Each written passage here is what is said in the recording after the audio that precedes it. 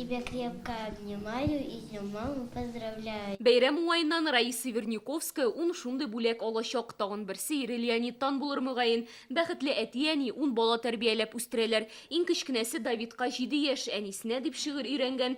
Верниковскийлар һәр вакыт зур гаилә турында хыялланган. Для любой женщины это самое большое счастье. Әни булу хатын-кыз өчен зур бәхет. Балаларның янәшәдә булуын тыйып яшәү иң рәхәте. Безнең ярдәмчеләребез, өметебез алар.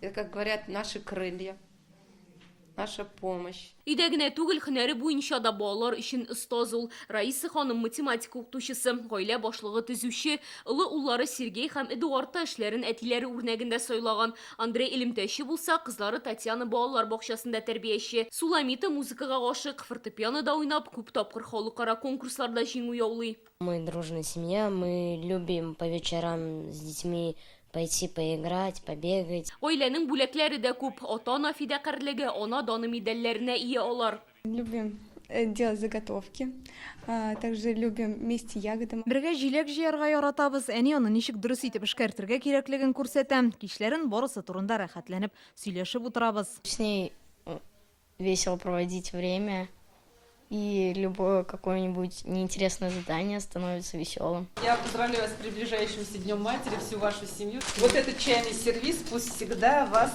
собирает за круглым столом. Әниләр көне алдыннан күп балалы гаиләне Татарстанның социаль яклау министры Эльмира Зарипова котлады. Бүләге дә урынлы булды. Әле сентябрьдә генә Верниковскийлар яңа йортка күченгән. Күп балалы гаиләгә торак төзү өчен участок биргәннәр. Күп балалы гаилә, аларга хөкүмәт тарафыннан ярдәм күрсәтелә, төрле яктан ташламалар, этик субсидия, анарсын балалар өчен лекарства алу өчен айрым субсидия, балалар бакчасына өчен субсидия 20, 50, 70% керемгә карап. Хәзер республикада 42 мең күп балалы гаилә яши, соңгы 10 елда бу күрсәткеч 2 тапкырга диярлек арткан. Алия Сабирова, Наил Абдуллин, Яңа Гасыр каналы.